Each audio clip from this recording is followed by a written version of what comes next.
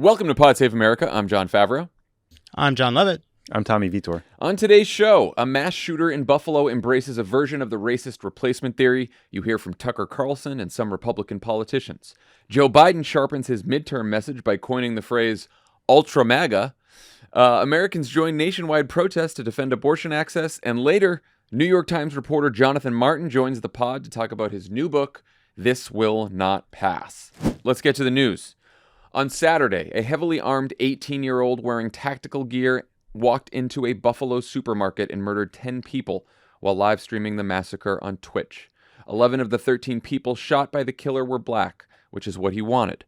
Shortly before the massacre, he posted a 180-page memo that said he began browsing extremist sites like 4chan and 8chan because he was bored during the pandemic, and he ultimately came to embrace replacement theory, which is a racist belief that Western elites, and particularly Jews, are trying to replace white people and dilute their power by allowing immigration. The Buffalo killer, who plagiarized 2/3 of his manifesto from the Christchurch killer who murdered dozens of Muslims in New Zealand back in 2019, wrote that black people are replacers as well. A version of replacement theory has been mainstreamed by Tucker Carlson and Republicans like the third-ranking House Republican Elise Stefanik, Senator Ron Johnson, and J.D. Vance, who argue that Democrats only support immigration to register more Democratic voters. So, sure enough, an Associated Press poll this month found that 1 in 3 Americans now believe that an effort is underway to replace native-born Americans with immigrants for electoral gains. Tommy, to what extent are Tucker Carlson and some of these Trumpy Republican politicians at fault for these numbers? For the numbers, I think they're significantly at fault. I think in the specific case of this horrific shooting in Buffalo, there's no evidence yet that this individual was watching Tucker. It sounds like it was Reddit, 4chan, 8chan, and that, of course, could have included Tucker Carlson content. We don't know. But I think the role that Tucker plays in particular is he is the bridge between the far right, overtly, proudly racist, anti-Semitic fringe and what you can say on cable TV. He bridges that gap. So Tucker doesn't say, there's a Jewish plot to bring black and brown people into this country and replace white voters. He says Democrats want to replace legacy Americans with more obedient people from faraway countries. That's how he tries to stand it down. And I always think back to how in July of 2020, we learned that Tucker's head writer was fired because CNN found out that this guy was posting on a virulently overtly racist online forum and had been doing it for years. And this is a guy who wrote for Tucker's show, helped write his book, started working at the Daily Caller, in fact.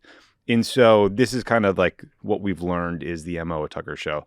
They troll extreme right-wing sites. They sanitize things just enough, and then they spread it to the masses. And the New York Times found that, and the New York Times found that in more than 400 episodes of his show, Carlson amplified the notion that Democratic politicians and other elites want to force demographic change through immigration.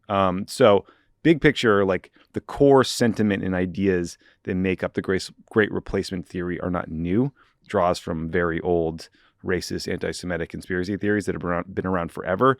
But Tucker is mainlining it into millions of households every night. Yeah, and I think he serves the role of sparking people's curiosity. So they see something mentioned on his show and then they start looking online and they Google. go down some much more extremist rabbit holes, and he helps legitimize it by sort of sanding down some of the more extremist edges of the stuff that you find online for cable. Lovett, what do you think?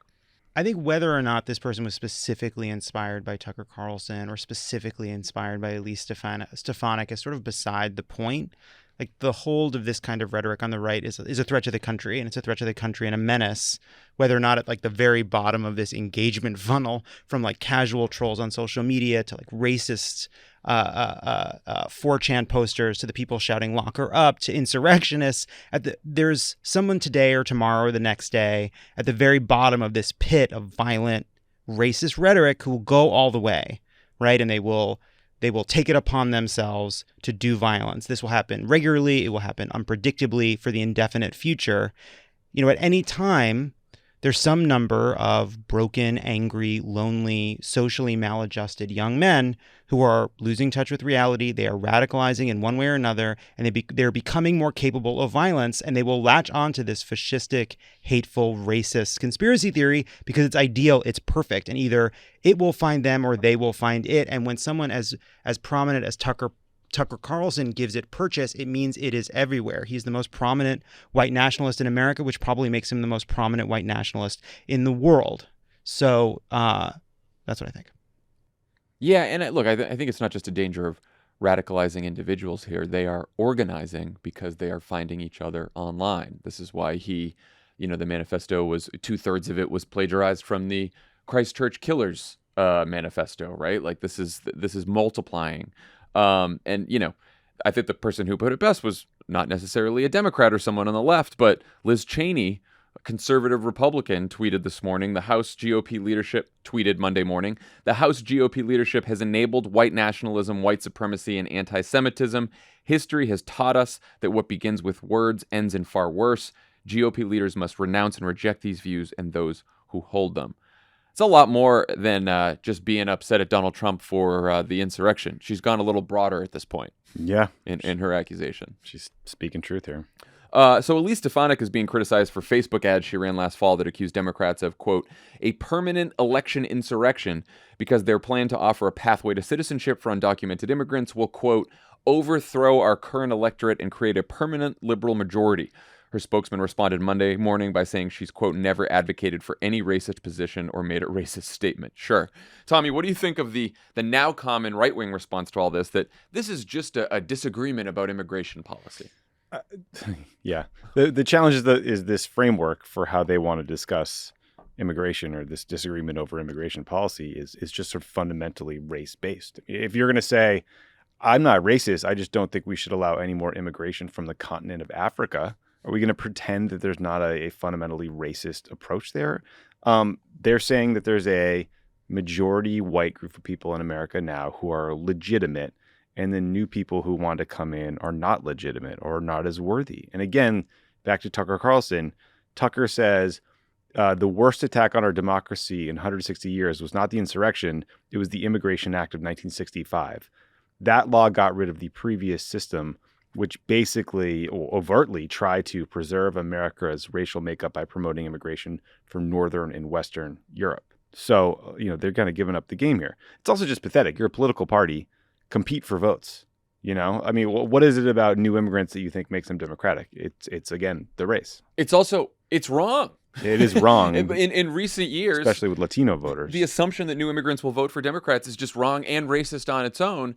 And look, Rich Lowry and some other people on the right were pointing out today, like, oh, well, Democrats used to say that a diversifying nation would help them. There is a bit of a difference between saying certain demographic groups are maybe more likely to vote for one party or the other, and accusing one party of a plot to open our borders so that one demographic group can replace another. Like, I don't know how you can't tell the difference between those. I think they can tell the difference, actually, is what I think. Yeah. I think they can tell the difference. Yeah, I mean, look, it's like Stefanik's rhetoric is she is delegitimizing immigration. She's delegitimizing their votes, like this idea of being replaced, of being overthrown, of it being an insurrection. It is saying your power is being taken illegitimately by these people, these other people. Carlson has called them like legacy Americans, right? Like people who have been here for generations, that they should count more, have more of a say, right? So they all know what they're doing. They all know what they're saying. And, Stefanik is entirely cynical. She is maybe quietly the most cynical, and she sees where her people are going, and that's where she wants to lead them.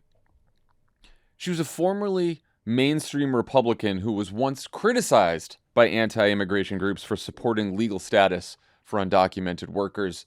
You talk to people who went to school with her at Harvard, they'll tell you she was just a moderate Republican then. Tommy, what do you think happened to Elise Stefanik? She's not the first or last Republican who became a political coward when it comes to the immigration debate. I mean, remember Marco Rubio was going to lead the fight on the right to get to comprehensive immigration reform. She, in a lot of ways, she makes me more, Elise Stefanik, that is, makes me more frustrated and nervous than like the Paul Gosar, Marjorie Taylor Greene lunatic fringe, because I just think she's doing this for personal gain. Yeah. And it tells you a dangerous story about the trajectory of the Republican Party. I mean, she made a bet around impeachment to go full MAGA and rake in that campaign money and motivate her base voters. And then she made a play for leadership, knowing that the far right doesn't really trust her, which is why she got even Trumpier still. And she's calling Democrats pedo grifters. That was over the weekend, I think. And, the one ironclad rule of like MAGA world is you can never cave to the left. You can never tell the social justice warriors online that they're right. And so she's just as dug in as she's going to be. She's a little bit like New York's J.D. Vance. It's entirely manufactured. It's entirely a performance. It's a shift you watched unfold in real time. But there was something so despicable and revealing about the statements she put out today. 10 people are dead. It is a terrible tragedy. It is a tragedy in her state. And if you look at the statement that she put out, the first 3 lines are her expressing grief and regret and sadness about what happened, and then just 3 paragraphs of sewer nonsense fodder. Let me say of just like the word. Let me say the first few lines are her expressing sadness at the event, and the vast majority of it is victimizing herself, her spokesperson, just performing for Fox News, playing the victim. There is no tragedy that they can't turn into an opportunity to feel as though they're being made a victim, even though 10 people are dead because of hateful rhetoric that she very much spouted. Yeah, she is like Kevin McCarthy or J.D. Vance or so many Republicans, a power-hungry phony. They know better. They see where the base is. They see where Tucker's leading the party every night, and they want the position. And you know what? She got to be number 3 in the House when they kicked Liz Cheney out, and now she someday wants the speaker job, right? And so she's going to say whatever it takes to get there. I just like, if you do have a sincere disagreement on immigration policy, just acknowledge that talking about replacement is linking you to this rhetoric that has incited multiple mass murderers. The Tree of Life Synagogue, the El Paso shooter, Buffalo, Christchurch, Charleston shooter Dylan Roof, like posted Nazi references. That Norwegian psycho shot up a summer camp, right? Like at some point you have to just acknowledge reality and think to yourself, am I actually contributing to a problem where innocent people are getting massacred regularly? Yeah. That's where my head would be. Yeah. And we have these debates over these individual examples, but the thing I always come back to is this idea of like sort of stochastic terrorism or stochastic fascism. You pump enough of this filth into the air over and over and over again. There are enough broken people in this world that somebody is going to follow your argument to its logical conclusion, and that will continue to happen. It will just continue to happen. So the killer live streamed the massacre on the platform Twitch, which said it removed the video within 2 minutes of the start of the violence. But by that time, it was already shared hundreds of times on other social media platforms. And of course, the killer was radicalized online, as we mentioned. Lovett, what responsibility do social media companies have to keep this violence and extremism off their platforms? And how much can they actually do? They have a lot of responsibility, and they can do more. They hide behind scale that they're doing the best they can, that these things are hard. These are hard problems to solve. But we don't accept a supermarket that said they built the store too big, and so some of the food will kill you. We don't accept building codes that say our building is too big, some of it may fall down on top of you. You built these machines. And if you guys don't want to spend the money and put in the resources and put in the time to figure out how to keep this stuff off of your platform, that is not something we need to accept. That's a problem they have to solve. Tommy, what do you think? I mean, they did a good job keeping ISIS propaganda off a lot of these platforms. And I don't understand how that can't extend to incidents like this. Like, sure, from what I read, CNN reported that like 20 people were watching this thing live. And then they conspired together on 4chan to find ways to save and re-upload the video. But I mean, last night I was looking around on Twitter, and if you searched Buffalo shooter, the video would just pop up and autoplay in your feed. And that is terrifying. And it was all over Facebook. I saw some reporting that Facebook said it didn't violate their terms of service. Right. And this has been happening for years. I don't know how they haven't figured this stuff out. Millions of people end up seeing these videos. This shooter was inspired by an identical video by someone else. I don't get how we cannot stop this. Content moderation is difficult, but sometimes these platforms would like you to believe it's impossible, and it is not. Right. It's good that Twitch took it down after 2 minutes, but it raises the question, should the ability to live stream be so easily accessible?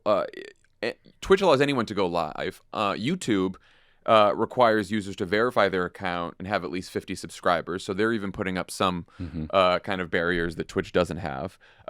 Like you mentioned on Twitter, Twitter hadn't removed a lot of the posts until contacted by the New York Times, and then they put out a statement saying, okay, now we're going to go remove the posts. But clearly they were up there for a long time. I saw them before I walked in today, still on their site. Treat it with the seriousness that you would take something really dangerous, like a tit on Instagram. Right. Or an unauthorized bit of Warner Brothers footage, you know? Right. I mean, YouTube can take down a song in an instant. You know what I mean? Like, why can't you take down the sound of a gunshot? Well, it also shows why Elon Musk's comments about free speech and Twitter, that, you know, he's going to allow as much free. He's not going to go beyond the law, and he's going to allow everything else. Well, the Manifesto would be allowed under the law. A lot of this stuff, this filth, this hate that's all over social media, that's radicalizing people, is not technically against the law, but it is certainly hate speech that is within the power of a lot of these platforms to control. And to say that you're going to go buy Twitter and just let everything go that's within the law is a cop-out, ignorant, all of the above. Yeah. He's not thought about this for more than 2 minutes, as evidenced by his recent tweets. Yeah. He's also got a little bit of buyer's remorse. It seems he's very much caught the car, and he's like, I don't like the way this car tastes. Yeah, and he caught the car, and the car's value went down 30%. So he's like, bots? Trying to find lame excuses to get out of this. One person who's been more aggressive in calling out Republican extremism lately is President Biden. Last week, he coined the phrase, quote, ultra MAGA during a speech about the economy, and he called Trump the great MAGA king. There's apparently some research behind this. The Washington Post reports that the Center for American Progress and Biden advisor Anita Dunn conducted a 6-month project where they found that voters view the word MAGA as more negative than even phrases like Trump Republicans. And in battleground areas, more than twice as many voters said they'd be less likely to vote for someone called a MAGA Republican than would be more likely. Trump and other Republican politicians, of course, are embracing the label and using it to sell merch and raise money.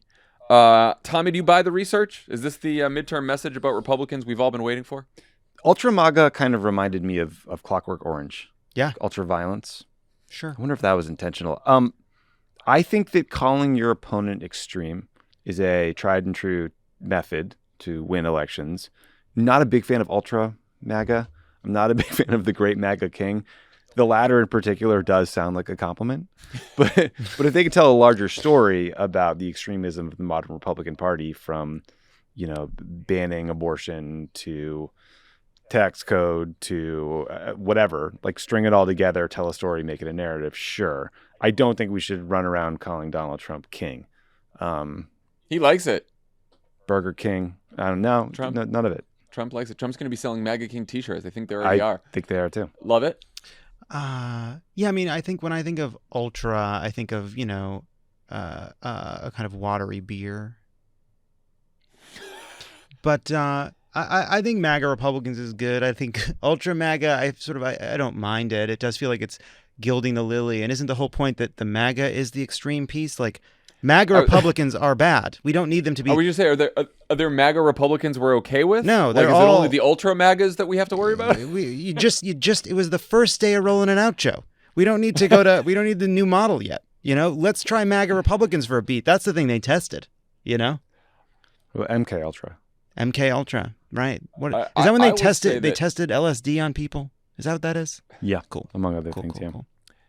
So I will say, I Cap and Anita, like, I trust the research that says that MAGA is useful here and works and is effective. I'm surprised that MAGA Republican works better than Trump Republicans, just because you'd think more people would be aware of Trump than the phrase MAGA, but, you know, whatever, that's the research. I do think that the key here for Democrats is you can't shortcut the story for why the Republican Party is extremist by just using the word MAGA. This is like Terry McAuliffe calling him Glenn Trumpkin and just like letting it go. Like, you got to tell the whole story. I know that sometimes Democrats are obsessed with like the, you know, we need a bumper sticker message and where's our Frank Luntz and let's listen to George Lakoff and all that bullshit. And you get yourself a slogan, right? It's not the slogan. It's not the phrase that sells it. It's the story behind why they're MAGA Republicans. So we have to just be sure to use clear examples over and over and over again of their extremism to remind people of why they're extreme and not just call them MAGA and think that's going to do all the work. That's just one caution. And I do think Biden did that when he was rolling out the MAGA. He told the story in a really good way. And I do think that the kind of two pillars, these sort of, they're telling you how to live. Here are the ways they're coming after your teachers, your doctors, your healthcare decisions, all of that. And they're also coming after Medicare. They're coming after Medicaid. They're coming after Social Security, the sort of Rick Scott agenda. Like those two things together, tied to MAGA Republicans, I think is very good. The presenting sponsor of this episode of Pod Save America is Simply Safe Home Security. You guys know we love the break-in protection that our Simply Safe Home Security system gives us, but it's not always outside forces that you need Simply Safe's protection from. Sometimes the call's coming from inside the house. Inside the oven where the pizza rolls are. Yeah, sometimes you have a little too much fun, put in the pizza rolls, your reach exceeds your grasp, you know? Anyway, Joshua left the pizza rolls in the oven and almost burned down his home. Almost burned it but down. It didn't because Simply Safe alerted him and he was safe. Hey, dummy. Hey, dummy. Hey, dummy. Hey, dummy. That's what it said. I'm sure something similar has happened to Lovett. Sure. I actually did leave a toaster on once. What had I been toasting? I don't even remember at this point. So far, this was such a mistake. But you love your Simply Safe and it was easy to set up. It was. I love my Simply Safe. It was easy to set up. I set it up myself. Works really well. It's seamless. I love the app. It's been such a boon, you know? Protecting people when they're guard down is just one of the reasons more than 4 million people use and love Simply Safe.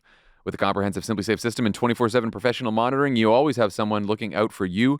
Plans cost under $1 a day with no long-term contracts or hidden fees ever. You can customize the perfect system for your home in just a few minutes at simplysafe.com/crooked. Go today and claim a free indoor security camera plus 20% off with interactive monitoring. Go to simplysafe.com/crooked. Pod Save America is brought to you by Outerknown. We love Outerknown here at Crooked Media, not just for their clothing, but also for what they stand for. Outerknown is offering men's and women's clothing where style meets sustainability. Their mission is to provide great clothes that don't harm the environment. Sustainability is not something they take lightly. It's literally why the company exists. Outerknown only works with factories that pay fair living wages and provide safe working conditions. 95% of products are made from organic or recycled materials. Outerknown clothes are high quality, sustainable, comfortable, fit great, timeless style, made to last for multiple years. We love Outerknown. Tommy's been wearing those sweaters every day. It's like, hey, it's May. You don't need a sweater. It's warm in LA. And he's like, no, I like my Outerknown sweater.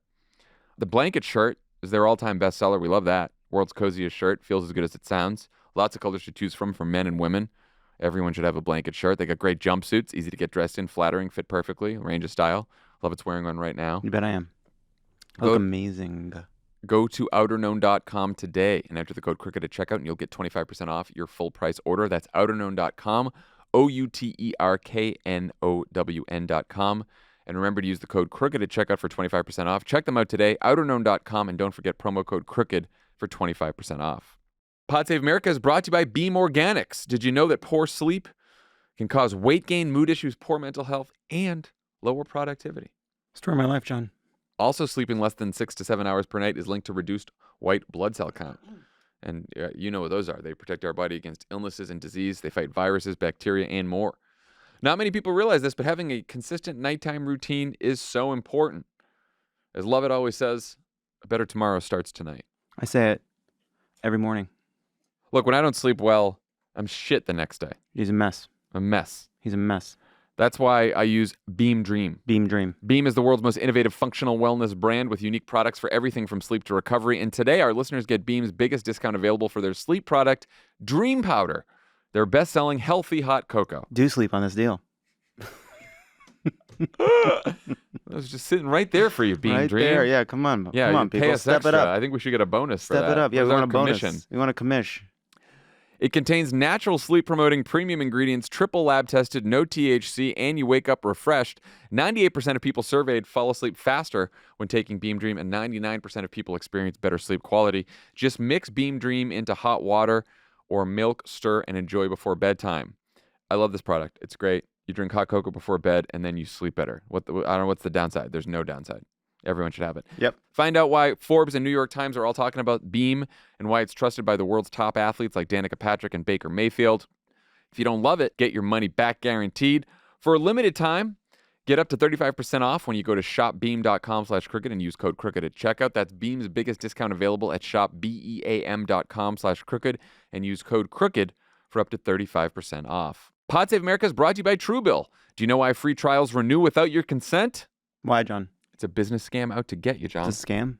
Don't let greedy corporations pocket your money. Download Truebill to take control of your subscriptions. Truebill is the new app that helps you identify and stop paying for subscriptions you don't need, want, or simply forgot about. On average, people save up to $720 per year with Truebill. That's not nothing. It's something.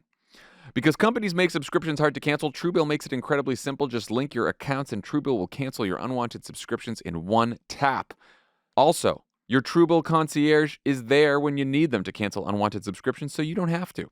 I had a whole bunch of unwanted subscriptions. They piled up for years. It was ridiculous. I was paying for shit that I'd never use. Yeah. On a plane. No. Yeah. I don't need that shit. I did pay the Sky Mob for the for the monthly Wi-Fi because it was cheaper. We needed it, you know? We're busy boys. We're busy boys. Truebill has over 2 million users and helped them save over $100 million. Don't fall for subscription scams. Start canceling today at truebill.com/crooked. Go right now, truebill.com/crooked. It could save you thousands a year. Truebill.com/crooked. So before we get to the interview, we thought we'd end on an optimistic note. There were hundreds of marches and rallies on Saturday where tens of thousands of people turned out to protest the Supreme Court's expected decision to overturn Roe v. Wade. Our team at What a Day talked to some people at the Los Angeles protest. You can hear that segment on today's What a Day, and we will also have a special preview at the end of this episode, so stick around for that. Thanks to the What a Day team for grabbing that audio. Tommy, Emily, Charlie, and I were also at the protest. Lovett, I know you were at the D.C. protest. What'd you guys think of the crowd and the energy? Lovett, what'd you think in D.C.? Well, to be honest, at first I was just there to get a picture so I could virtue signal on Instagram. That was the goal. That was the whole reason I was there. But then it had a surprising impact on me the more I stayed around. What impact was that? Well, there's something. I hadn't been to a protest since in a year or two, and it was just really heartening to be out there. Especially, I rented a bird scooter and I was driving around, and I was kind of skirt into this protest, kind of hang for a bit, and then drive to another part of it. And I kind of went up. I went up Capitol Hill a little bit ahead of the protest, and I kind of turned left, and then I saw the whole march coming up Capitol Hill towards the Supreme Court, and it was massive. It was massive. And for one little moment, my cynical heart opened. The sun was shining in my mind. It was very moving, and I felt like I wanted to fight. Ooh.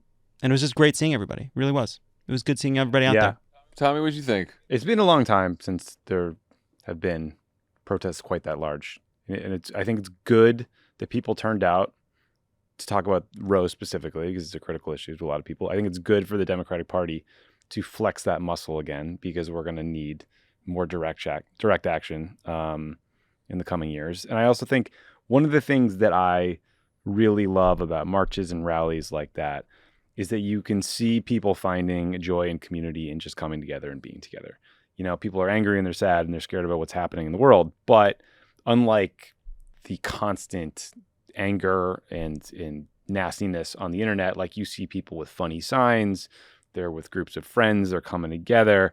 And that I think is the power of these marches. Like you can fight for something and have fun and do it with people you care about and find real joy and purpose in that movement. And I think that's an important thing to remember or to realize for the first time and to want to be a part of, because we need people to turn out for these marches and not think, that's something other people do. There is no substitute for in-person physical community organizing. We've all been living through this pandemic for the last several years.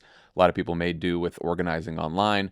But again, and you just referenced this, like the more you are watching these stories unfold on your phone, the more you are seeing the cynicism and dejection and disappointment only, and you're not seeing sort of like the inspirational nature of people coming together to fight. And when we walked down there this weekend, that's what you saw. You saw people ready to fight. You saw people inspired. You saw people ready to take action. And you don't see that shit if you're just scrolling through Twitter all day or on Facebook or Instagram or wherever else. It also was really nice to see. It was mostly women, at least the protests that I saw, plenty of men. But it was like,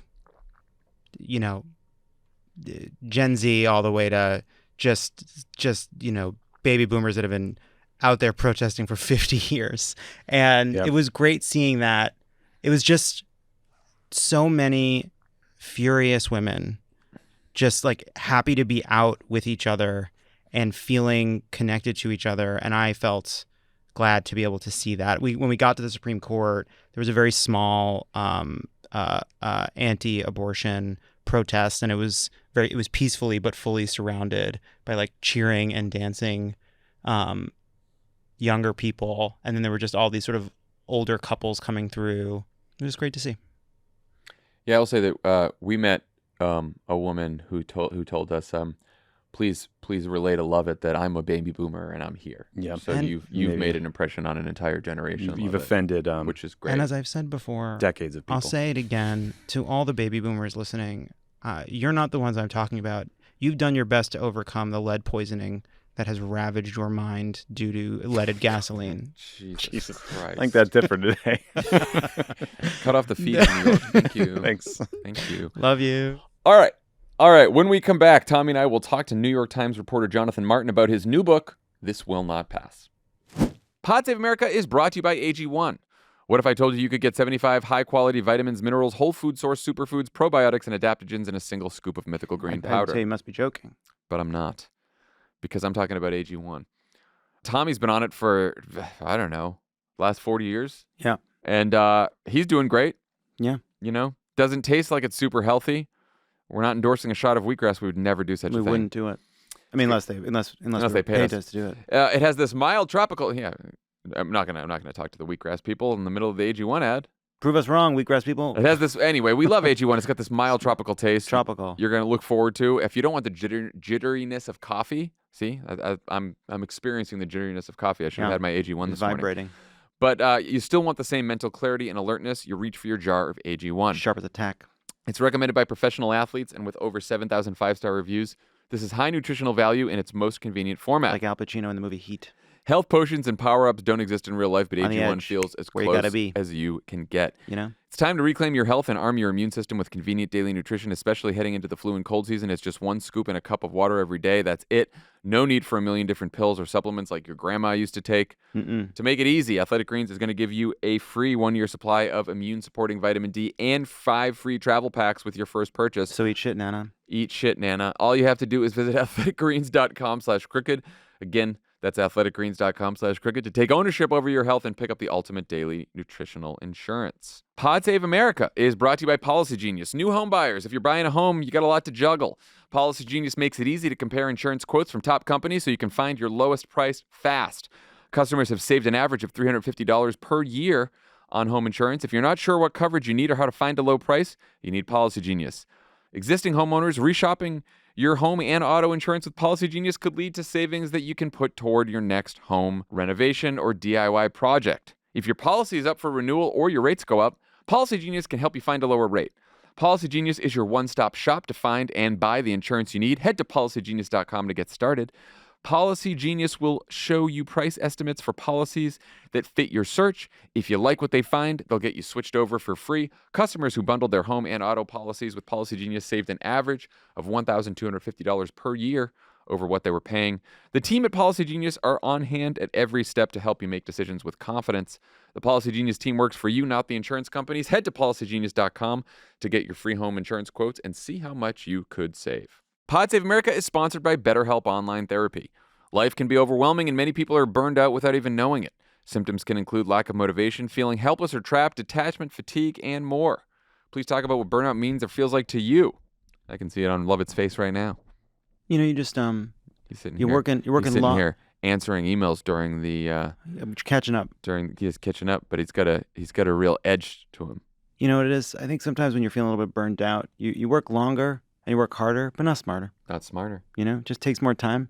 You feel a little what's that word Adam Grant invented? Languishing. Languishing. You feel like you're languishing. He invented that word. Look, we associate burnout with work, but that's not the only cause. Any of our roles in life can lead us to feel burned out. Cinnamon rolls. So stupid. Sushi rolls. Sushi rolls, yeah, it's another kind of roll.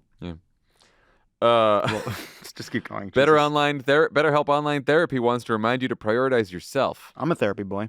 We're trying to get our friend Johnny to become a therapy boy. Yeah, I'm getting there. Talking with someone can help you figure out what's causing stress in your life. I'm going to sign up for BetterHelp. Yeah, either he's gonna get therapy or name that vein in his forehead. Or Jennifer's out and about. Or do something about this jaw clenching that Yeah. I can't stop. BetterHelp is customized online therapy that offers video, phone, and even live chat sessions with your therapist, so you don't have to see anyone on camera if you don't want to. It's much more affordable than in-person therapy, and you can be matched with the therapist in under 48 hours. This podcast is sponsored by BetterHelp, and Pod Save America listeners get 10% off their first month at BetterHelp.com/PSA. Sometimes when we're starting PSA, we have to say, "Hey, John, you're screaming at the top of your lungs." It's just my voice. That's BetterHelp.com/PSA. Turning down the microphone now. Joining us now, New York Times national political correspondent and co-author with Alex Burns of the blockbuster New York Times bestseller, This Will Not Pass, Jonathon Martin. Welcome to the pod. Man, so this is why Fabs is a gifted speechwriter, Tommy. He can deliver that kind of prose, man. It's just effortless. No. Like that? He meant Blockbuster, like the video store that went out of business. Because that's what's happening to the book industry, pal. How you doing? Tommy, take it I'm away. old enough to actually recall some big nights at Blockbuster myself back in the day. I know, me too. I just dated myself. Jonathon, I've been reading the book. It is excellent. I imagine a lot of our listeners have seen all the scoops that have spilled out of the book in advance of publication. So I want to start with a bit of a process question because I'm talking to a New York Times political reporter. So when in Rome, you guys took some shit on Twitter for quote unquote holding things for the book. As much as I would love to scream at you for old time's sake, I found a bunch of that criticism a bit off and a bit of a misunderstanding about how book reporting gets done and the way people are willing to talk to reporters like you for a book versus tomorrow's paper. Can you explain to listeners how that works and like how you decide like what goes in the paper versus a book? Yeah. Well, first of all, guys, thanks for having me on. And full disclosure, I've known these two cats for many years. Back before they were on the fashionable left coast, they were trudging away in D.C. And you were just a guys, blogger, for I think. having me. Weren't you a blogger? I at know, some- me some and Ben. startup. Exactly. Politico or something? That's right. Thepolitico.com.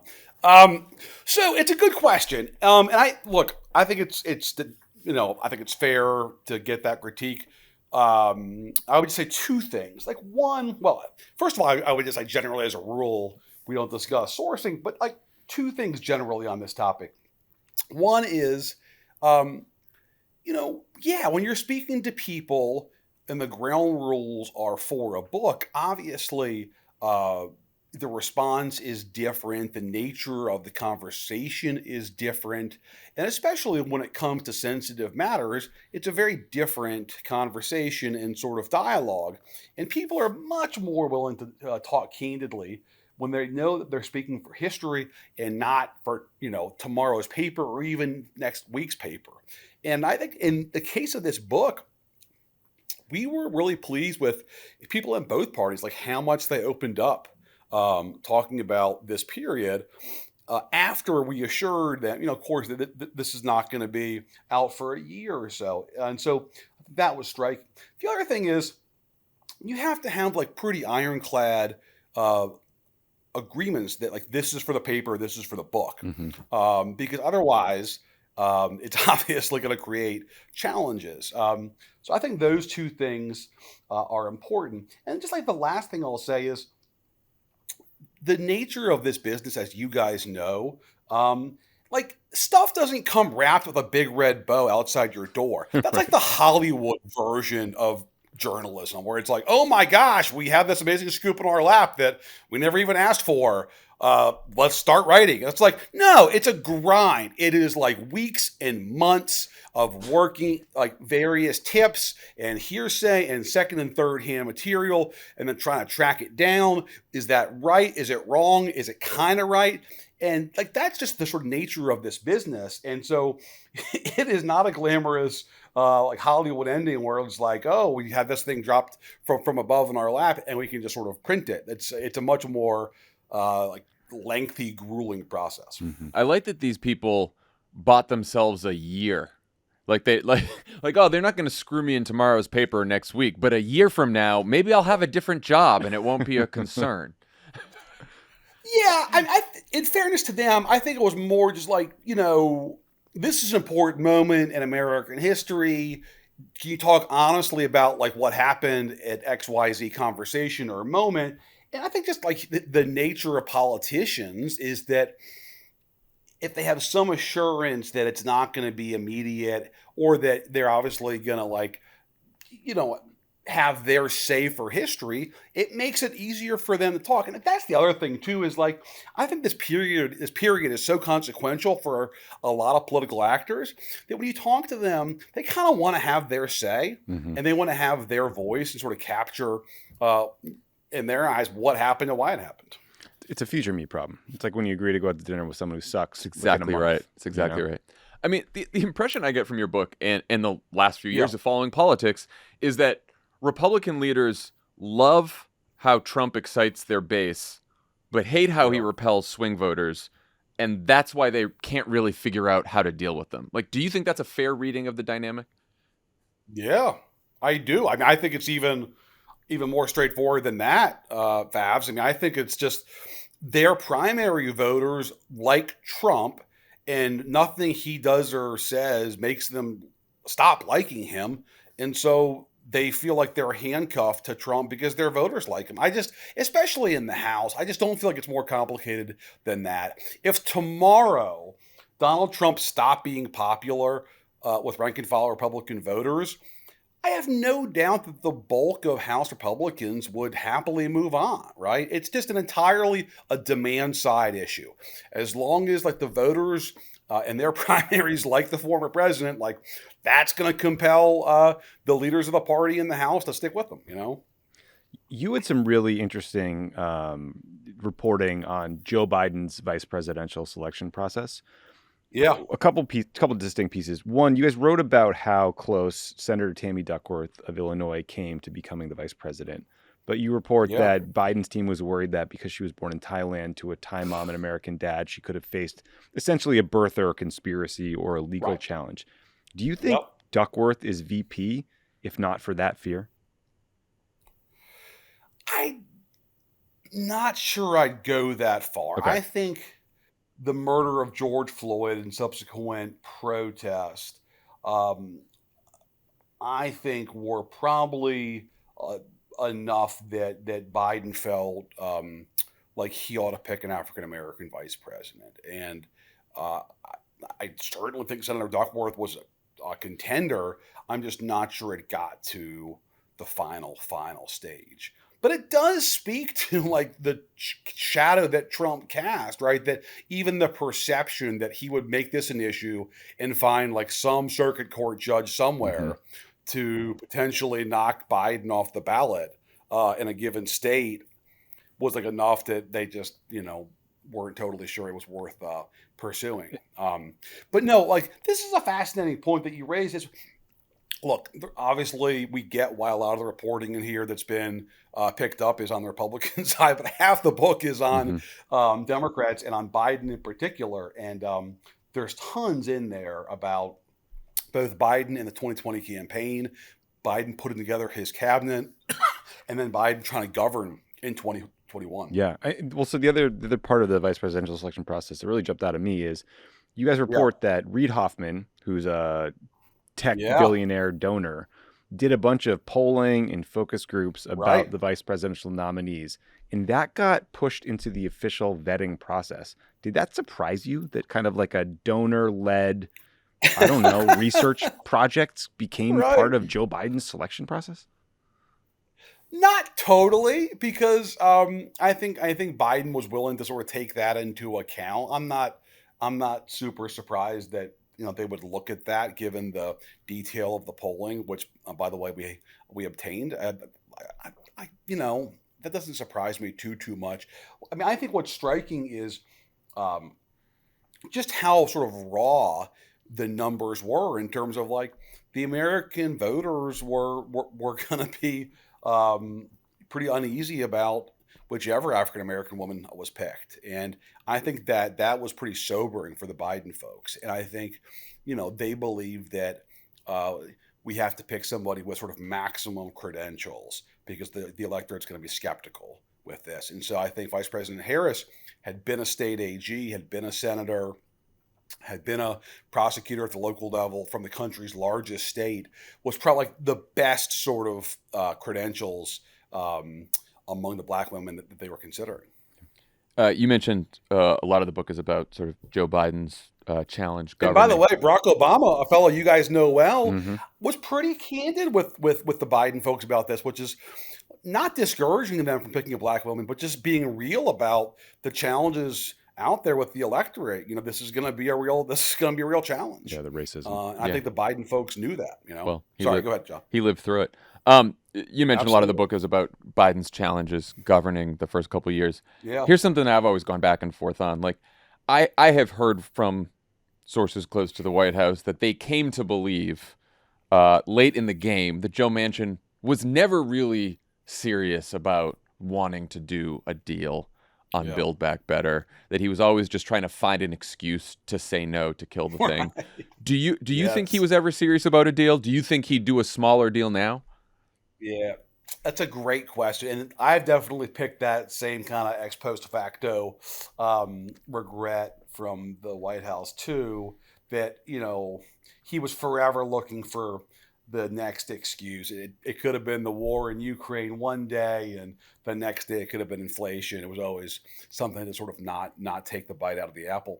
Look, I think if you look at what he put on paper and gave to Senator Schumer over the summer of 2021, outlining like what he could do, if they had called his bluff on that and like kind of written that bill and then put it in front of him and jammed it through the House, I think they had a shot. I just think like every day that went on into the fall, it got harder and harder with him. And then once inflation became real, that was just obviously his sort of the excuse he was going to ride.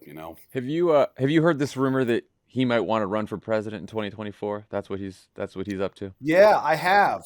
I've heard three things. Four. He's going to run for president in 24. He's going to run for governor in 24. Not run at all and retire, and then run for re-election. I've heard all four of those. Wow, okay. I mean, so yeah, I remember doing a story right before the filing deadline in 2018 because Schumer was really nervous that Manchin was not going to file, and this rumor like spread through the Senate, and the caucus was petrified he was not going to file because obviously he's the only Democrat that can hold that seat out there. And they got him to run again, but he famously said, "This place sucks," talking about Washington. And that was like on the record in my story. And so he does this and sort of grumbles about coming back to the Senate. I want to be governor again. And I think, guys, that this is sort of part of what he does. He enjoys being in Washington. He likes being in the mix. He likes going on TV. And he grumbles about it, but I think he really enjoys it. And if I had to guess, knowing him, I think he's going to run for re-election in 24. Yeah. Politicians tend to like to be in politics. That's what I'm in my bet too. So Jonathan, you guys had, And especially those that have boats where they have like members over for parties and stuff. Like he kind of likes it, Yeah, he loves the houseboat. So Totally. you guys had this reporting that broke, early when the book came out, that Kevin Yeah. McCarthy had some pretty harsh criticism for Donald Trump. McCarthy and his team denies it. Could you believe that? I mean, it's so shocking that, who would have thought that Republicans secretly weren't fond of Donald Trump? Yeah. Who would have It's thought just it? amazing. Okay, so then you guys, McCarthy's team denies it. Then you release the tapes proving that, in fact, Yeah. you did say this. How do Right. you, as a journalist, deal with someone like McCarthy Yeah. after that, knowing he lied to your face, No, it's a lied good to the question. country? I mean, this guy could be Speaker of the House, and he's just clearly It's a a liar. great question. I mean, yeah, look, I mean, he lied. He did grave damage to his credibility by lying. In the short term, his conference professed not to be that bothered by it. But I think you guys have been around politics long enough to know that when you get caught in a lie just that nakedly, it does long-term damage to you. And look, it's pretty revealing that the people in the House GOP conference kind of shrugged like, yeah, of course in private he was torturing Trump. It was kind of like, yeah, We all Yeah. do, right? It wasn't really a breaking news headline for them because that's sort of their existence. But the fact he would so brazenly lie like that, look, I think it does create challenges for him down the road. Obviously, in public now, his word's going to be questioned. And with Trump himself, it just makes him that much more beholden to the former president. And I think the reason that Trump didn't torch him is because Trump loves the idea of Kevin being that much more beholden to him and having him that much closer. And so in January, if they do get the House, and Trump's got even more juice in terms of dictating both the speakership election, and then if Kevin is speaker, what happens in the House, What do you think the chances are that Trump loses the nomination if he runs? Loses the nomination if he runs. I think today he would be a formidable candidate for president, guys, for the same reason he was in 2016, because he would have a divided field. I mean, he never got 50%, I don't think, in any of the early primaries or caucuses in 16. He was, clocking pluralities in those races. And I think he's going to have the same advantage in 24 if he runs. The field will be smaller because you'll have a bunch of folks peel off who will not run if he runs. But he'll still have a divided opposition. And so he doesn't have to get 51. He just, he cruises along with his solid, third or more of the electorate. And that's enough to win a 5-way caucus or primary, right? Yeah. He did lose to Ted Cruz in that old Iowa caucus, too. It's embarrassing. He lost to Cruz in Iowa. And then after that, he mostly won. He lost Wisconsin, but he mostly won. But he was winning with, 34, 36 kind of thing, right? Yeah. And I just don't see a scenario where the non-Trump candidates rally around one Trump alternative, right? Because you'll have like the hardcore anti-Trumper, and you'll have the more kind of semi-anti-Trumper, right? So, yeah. I mean, what comes through in the book, people did speak very freely to you guys, and it's worth reading just for the kind of ex post facto. Look, for example, there was this infamous quote from November 9th, 2020 in the Washington Post, where someone said, "What's the downside for humoring him a little bit, this little bit of time about the results of the election?" I'm 100% certain after reading your book that it was Lindsey Graham. I know you can't confirm that because it's a different newspaper, but call Bezos and get him to confirm it. Yeah. But the other thing is in there, it's like, Mitch McConnell. Mitch McConnell's been all over. Call Jeff. McConnell's been all over the place with Trump. Clearly hates his guts, but he's recently said he'd vote for him. But you report that Mitch McConnell, during the transition period, was calling Trump national security officials and asking them to remain in their jobs to fend off a constitutional crisis, but then he didn't vote to impeach. Is it possible to get into the mind of Mitch McConnell and how you can hold those two thoughts at once? I won't impeach this guy, but I'm calling Gina Haspel, the CIA director, saying, please, God, don't leave in case this man tries to stage a coup. I can't understand that. So, Tommy, I'm amazed that nobody else has picked this up from the book, but we have this scene right after the election where McConnell summons the head of the CIA, Gina Haspel, to come to his suite in the Capitol, McConnell's office in the Capitol, entirely so that the photographers who were there in the Capitol could take the picture of her coming in there, because McConnell wanted to offer her a kind of symbolic vote of confidence to keep her in office during those crazy days after the election. That's a small sort of anecdote in the book, but I think it's really revealing as to how concerned kind of old guard Republicans were about Trump's mindset after the election, and just how serious they were taking this effort that he was obviously leading to overturn the election. Now, let's be honest. It wasn't so much so that they were going to confront Trump about it in public, because they were more worried about keeping those 2 seats in Georgia in January than about Trump doing anything to overturn the election. And I think the reason for that is precisely the quote that you just cited. And I have to confess, I don't know who said that. But there's always this challenge, right, with Trump is like, and by the way, it's not just with Republicans, some Democrats too. Like, how seriously do we take this guy? Because, some of the stuff he's doing is like kind of scary and like would be authoritarian. But at the same time, they see him, they deal with him, and he's kind of this like seemingly buffoonish, kind of hapless figure. And how scary could he be? This was the conundrum that we sort of capture in this book for time and time again. And after the election, they're still not taking it seriously enough. Oh, it's my pillow guy at the White House. He's a joker. Come on. What kind of a coup can this actually be? And guys, I don't think it's until the Capitol itself's overrun on January 6th that a lot of people in the Republican Party finally sobered up to the threat that Trump presented. So, I mean, this is a theme throughout the book, the theme of like fear. And, at one point, you guys say that, there's lawmakers in both parties who basically are afraid that there's more political violence to come, and they don't say it publicly. Yes. They say it to you guys, they say it to each other, but they're reluctant to talk about it in public. So here's like a personal question. Like, I know you guys are supposed to be objective. You're not supposed to have real feelings about things, right? You're New York Times reporters. Yeah. Like, but you're also members of the press. The press has been sort of under assault the last couple of years, as are many of our institutions. Yeah. Like, how afraid are you personally about the state of democracy? And not just by Dan Pfeiffer, by the way. Sorry. I had to get attacking on Pfeiffer at some point. Great. Of like course. that. No, we love Test Dan. to see if he listens to the episode. We love Dan.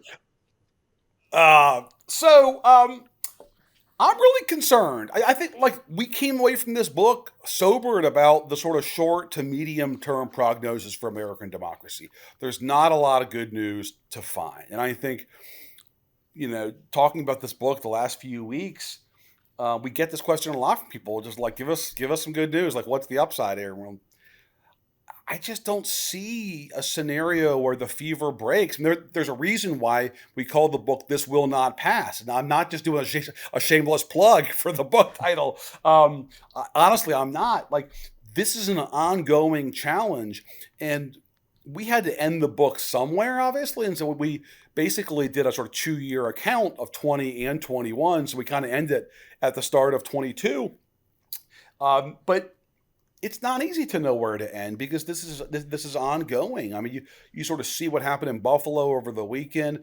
We're living in this extraordinarily toxic moment in American politics, and I just don't see a scenario where things are going to turn around. Guys, think about COVID for a minute. I mean, not even for weeks did that bring the country together. A once-in-a-century pandemic you would think would have some rallying effect on the American people.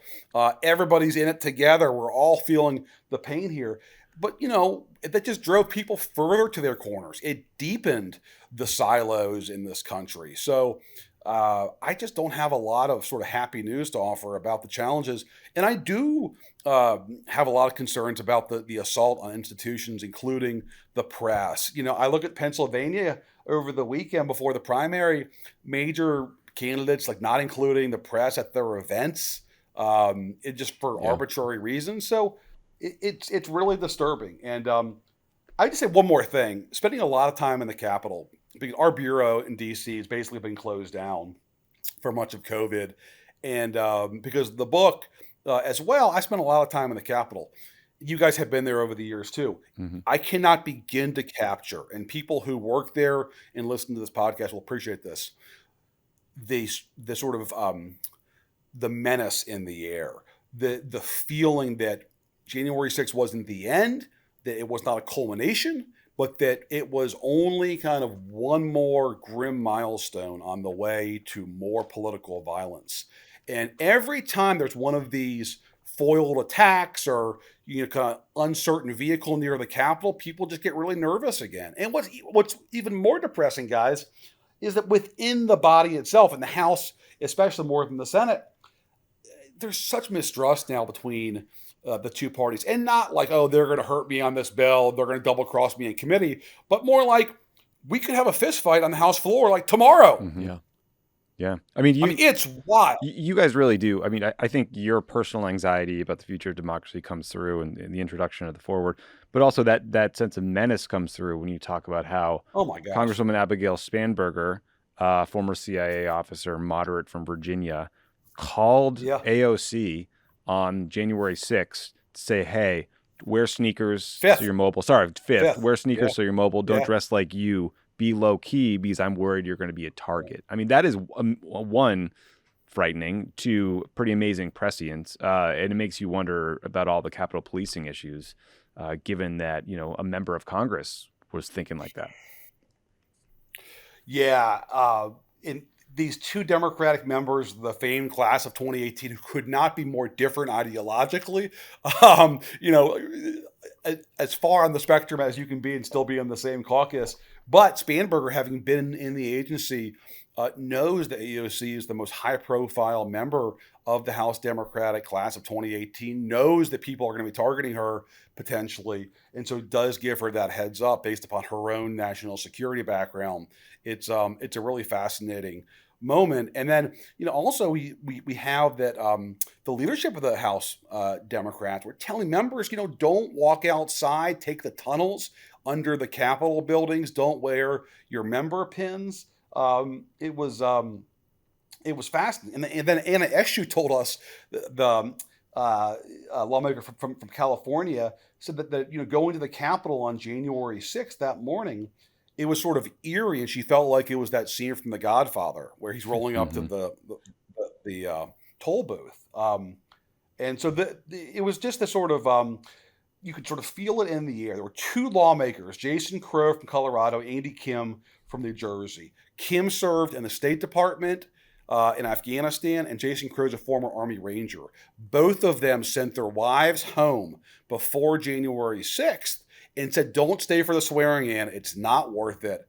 Something could go down here. So all of these members are sensing something in the air in the days before the 6th. And I'll just tell you guys my experience. I was in Georgia on the 5th covering what was supposed to be the big story, those two Senate runoffs. But I knew the 6th was going to be a moment to witness. I caught the last flight from Atlanta back to D.C. on the night of the 5th. And I'm on the plane, and I think it was Delta.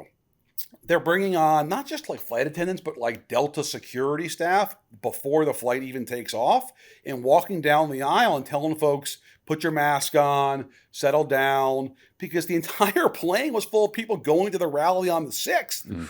And so I'm thinking to myself, I don't usually see this kind of security before a plane takes off, and this is a pretty rowdy crowd. So you could sort of feel in the hours ahead of the 6th that something was gonna happen. Just last thing, because I just can't resist a chance to make fun of Jared Kushner. You report on page 91, for those who are looking for it. On a lighter note, that Jared, that Jared Kushner personally worked to recruit a campaign manager for Kanye West because Jared thought it would help siphon black voters away from Biden. West ultimately won 71,000 votes. Right. How much time do you think Jared spent on this dumb fucking scheme while he was playing Shadow Secretary of State and setting up his future $2 billion investment fund that is seeded entirely with Saudi dollars? Bonesaw bucks. And also working on the government payroll, I should add. Yeah. I know for a fact he spent a lot of time on it. Look, I think he, like his father-in-law, is a great believer in the power of celebrity, and came to the conclusion that a prominent African-American celebrity could somehow be like the secret sauce that like they needed to get just enough votes sort of siphoned away from Biden to give them a chance in a lot of swing states, which, frankly tells you a lot about how they view black voters. Yeah. But also like, it's just like the most crude political analysis, given both Kanye's like lack of knowledge of events and obviously like engagement at all in public life. But it does sort of bring you to the White House and sort of like what these guys were like, especially going into 2020. We talk about this at great length in the book. Everything was calculated upon how it could shape the election and whether it was good for Trump. And look, let's not be naive. Like, most presidents are political. They make decisions in part based upon politics. Even the one you guys worked for occasionally did that. But it's almost cartoonish. Trump's talking to these governors who were just desperate for help during COVID. And these governors are trying to get PPE. And they're like having to call Trump himself. And he says literally to Ned Lamont, the governor of Connecticut, ask me nicely. Yeah. Well, as you point out in the book, it's not like George W. Bush was like, I'm sorry, we're not going to help New York after 9/11. They're not going to vote for me. That's right. And this is what makes Trump different, is that every president, at least rhetorically, has tried to unify the country and tried to be a president for all Americans. And like Trump never even feinted toward that. There was never any mystery about who he was representing because he said it out loud. And by the way, that's one of the challenges, guys, about doing a book that involves Trump, is that he says everything out loud. So it's not like there's tons of secrets about Trump. But that's one of the reasons why I think we wanted to do the book the way that we did, is like a more comprehensive account of this period of political crisis in America. Yes, Trump, but also Biden. Yes, the White House, but also Congress. Yes, Washington, but also governors, mayors. Because like the last 2 years has been this extraordinarily tumultuous time, and not just in the West Wing, right? It was felt in the House, the Senate, with governors, with mayors all over the country. And so we want to sort of capture that in the most rich, comprehensive way possible. So that's what we try to do. Well, it's an incredibly well-reported book, terrifying at times, but a good, a very, very good first draft of history. Jonathon Martin, thank you so much for joining Pod Save America. The book is This Will Not Pass by Jonathon Martin and Alex Burns. It's now a bestseller. Read it, read it, whatever. Trigger yourself. Don't buy trigger. one for your friends. Exactly. Perfect. Great book. All right. John, Tommy, thanks, guys. Take care, man. Thank you. Good socks. See ya. Nice. Always check out What a Day, Crooked's daily news show, but especially today's episode, which covers the racist massacre in Buffalo and the nationwide protests over Roe v. Wade, including interviews with activists who were there. It's a tough but powerful episode that is definitely worth listening to. Check it out.